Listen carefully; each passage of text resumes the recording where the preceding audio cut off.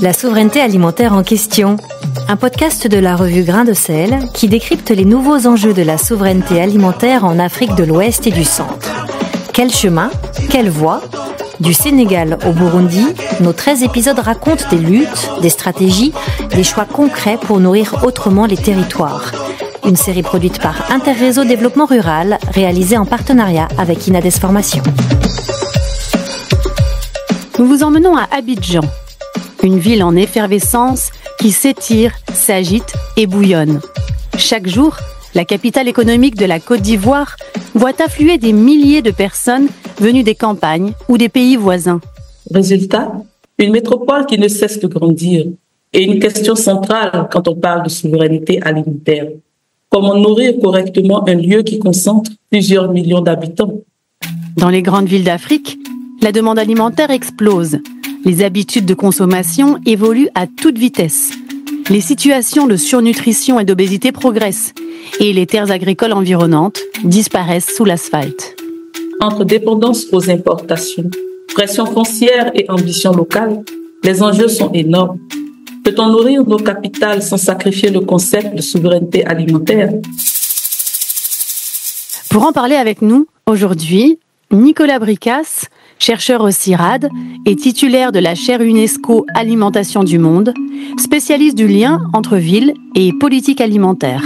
Et Edem Akomola Komnon, représentant d'agronomes et vétérinaires sans frontières en Côte d'Ivoire, qui nous présentera le programme Aval, mis en œuvre à Abidjan et dans sa périphérie, qui permet de produire et d'acheminer des produits frais au cœur de la ville. Bienvenue dans cet épisode du podcast Grain de Sel, consacré au défi de l'alimentation urbaine à Abidjan. Au micro de cet épisode, Caroline Dublé, journaliste et chargée de mission à Interréseau, et Marcel Chahachi pour Inades Formation.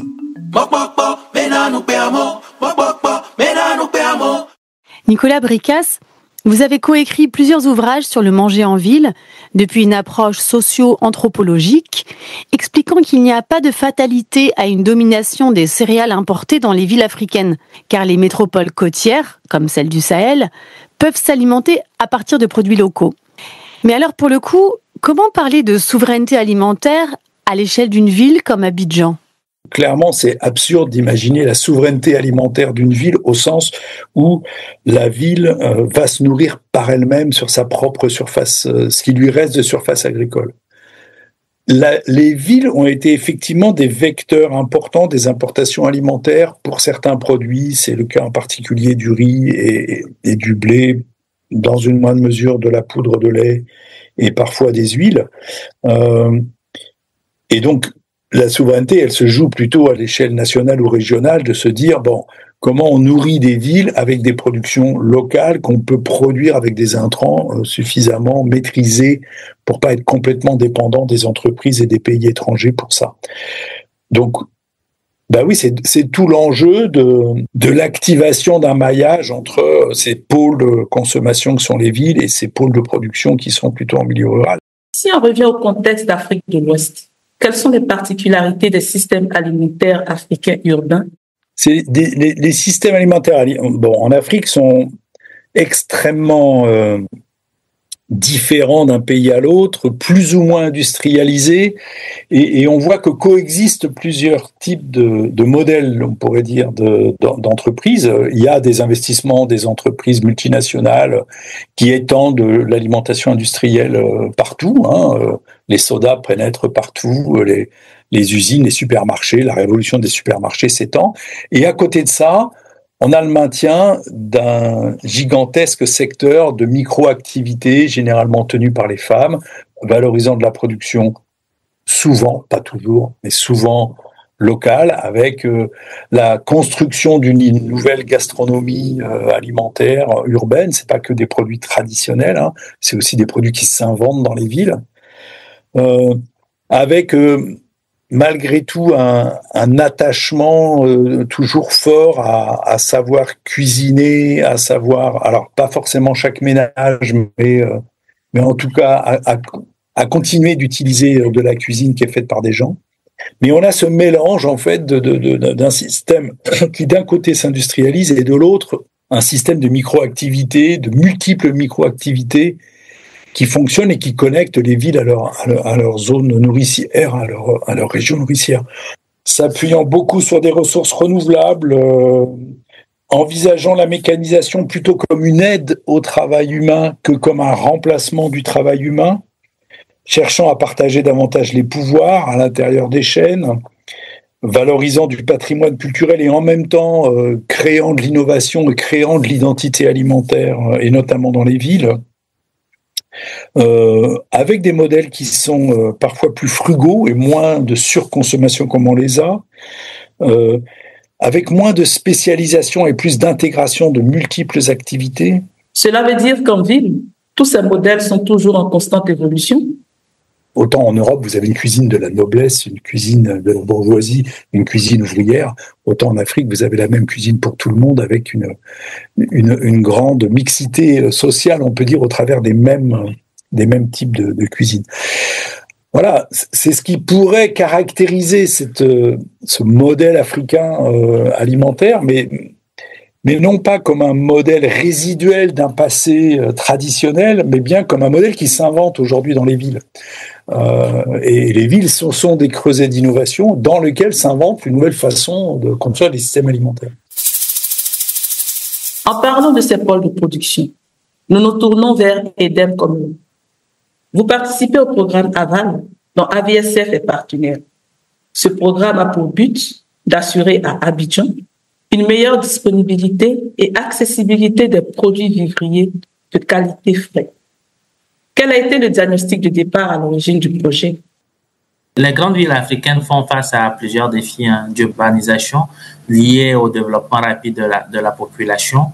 Et donc, dans leur stratégie de développement, très souvent, très peu de places sont réservées à la production, aux activités agricoles et surtout aux stratégies d'approvisionnement de ces villes-là. Ce qui met vraiment en difficulté les producteurs, les organisations qui sont sur l'axe de production de légumes pour nourrir ces grandes villes. Les besoins sont sans cesse croissants. Par contre, l'offre est très faible parce qu'il n'y a pas d'espace pour produire.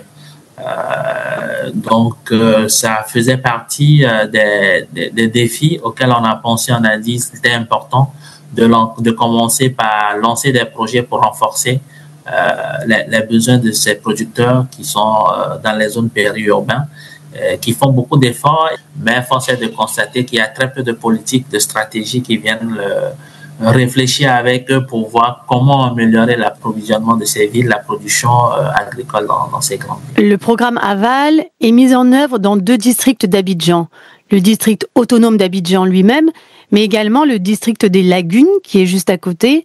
Pourquoi avoir voulu redynamiser ces bassins de production?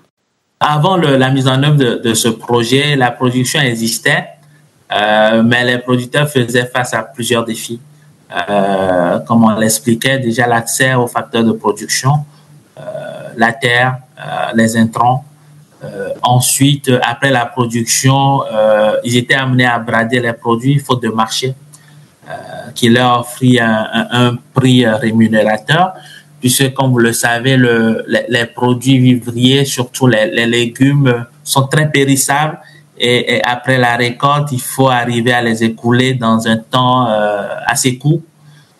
Voilà, il faut aussi trouver un transport adéquat pour acheminer toute cette production à temps vers les grandes villes.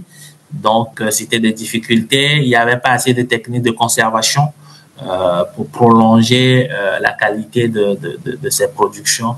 Voilà un peu comment se précisait, comment se décrivait la production dans ces zones avant notre intervention avec l'appui de l'Union européenne.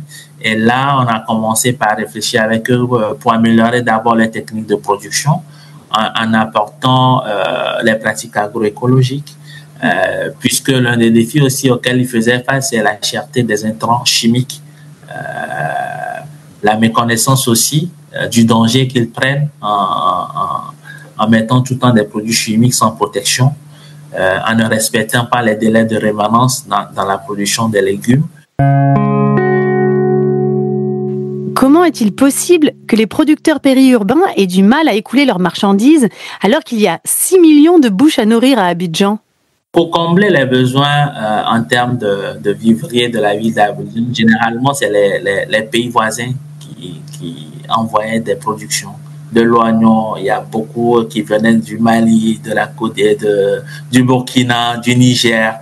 Et donc, sur plusieurs années, la Côte d'Ivoire, comme vous le savez, a de très beaux atouts sur les filières pérennes, cacao, café et autres. Et la culture vivrière n'était pas très bien développée, même s'il y avait beaucoup d'acteurs qui s'y intéressaient.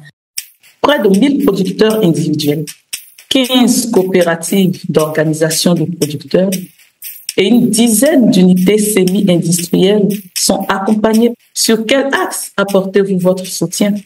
On travaille sur tous les axes, la fourniture de facteurs de production, l'appui conseil sur la technique de production, l'appui conseil sur les techniques de transformation, mais également un appui important aussi est réalisé sur la question de commercialisation. On essaie de les mettre en lien avec des supermarchés. Et comment renforcez-vous cette mise en relation? Donc nous, ce que nous faisons sur ce projet, c'est la mise en relation. La mise en relation avec toutes les structures qui s'approvisionnent en légumes. Voilà, pour leur dire, il y a dans telle zone de tels acteurs qui font ça et dans 2 ou 3 mois, ils auront de la production sur telle quantité. Et donc, accompagner les premières discussions pour voir. Et on a même organisé déjà quelques visites terrain de quelques clients qui vont sur le terrain pour voir comment ces légumes sont produits et qui sont intéressés à prendre un certain nombre de quantités à titre de test. Et donc, ce chemin faisant, quand ces tests seront concluants, ça peut amener à augmenter la commande et à établir des contrats de collaboration et autres. Par la même occasion, on a ici mis en relation certains supermarchés avec ces coopératives de producteurs de légumes pour comprendre les conditions que doivent remplir les coopératives ou ces organisations pour répondre efficacement à leurs besoins.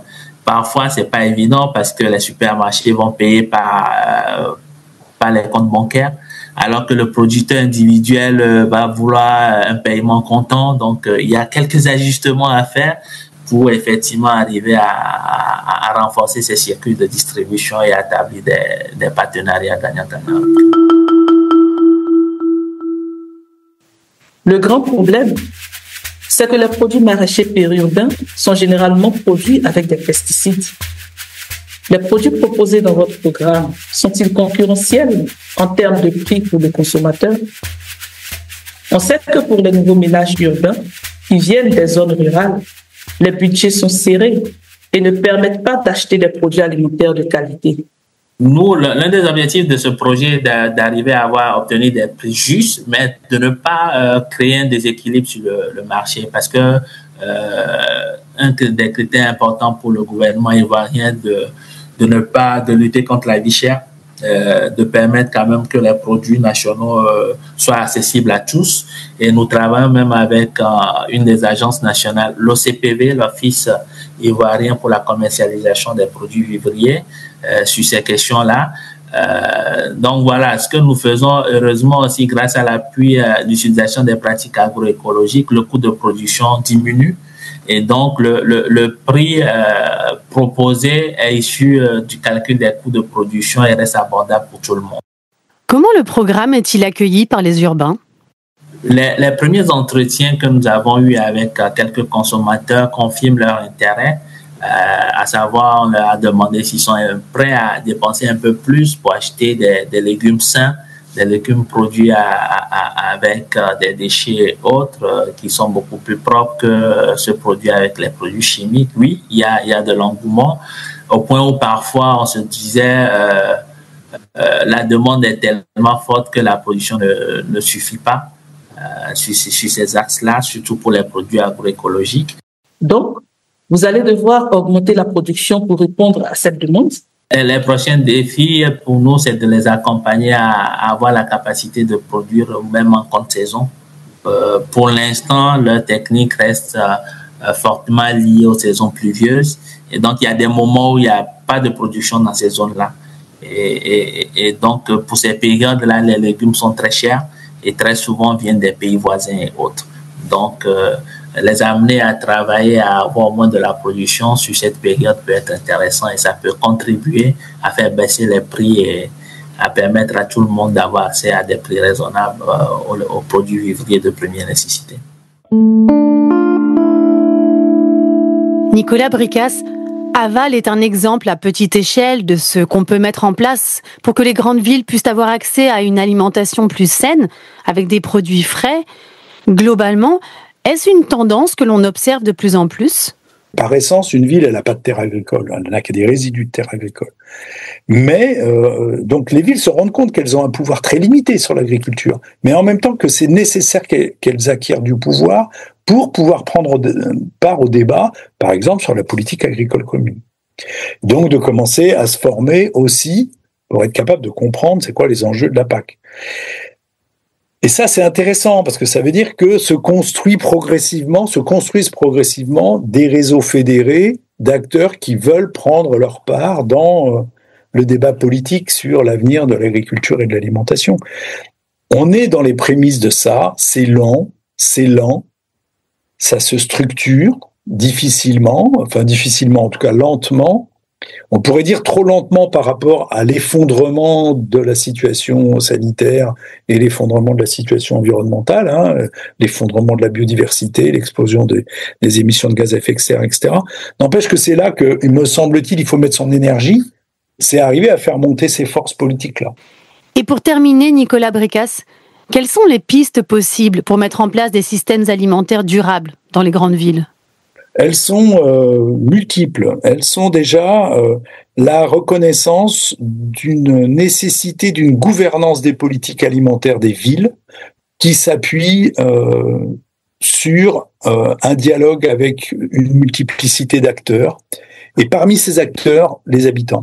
Pas simplement les représentants des habitants, mais d'essayer une démocratie plus directe qui permet aux habitants de pouvoir aussi exprimer leurs aspirations, leurs craintes, enfin en tout cas ce qui les préoccupe par rapport à l'alimentation, d'illégitimer aussi ceux qui font aujourd'hui le maximum d'emplois dans le secteur de la transformation, distribution, restauration, qui est ce que certains ont appelé le secteur informel, mais c'est donc les micro-activités, et que voilà, ça fait partie du paysage alimentaire, ça a été souvent soit oublié, soit même marginalisé des politiques modernistes qui considèrent que la modernité alimentaire, c'est les grosses usines et les gros supermarchés.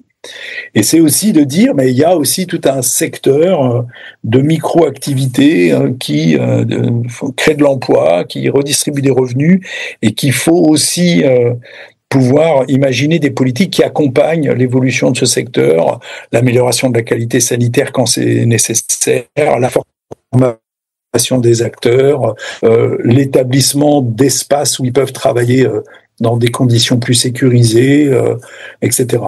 Donc il y a ce volet-là. Et puis il y a un volet qui est d'accompagner des changements des comportements alimentaires des citadins, mais basé sur l'idée que c'est pas en sensibilisant, éduquant, formant les consommateurs que on va pouvoir faire évoluer leur comportement, mais c'est en changeant ce qu'on appelle l'environnement alimentaire.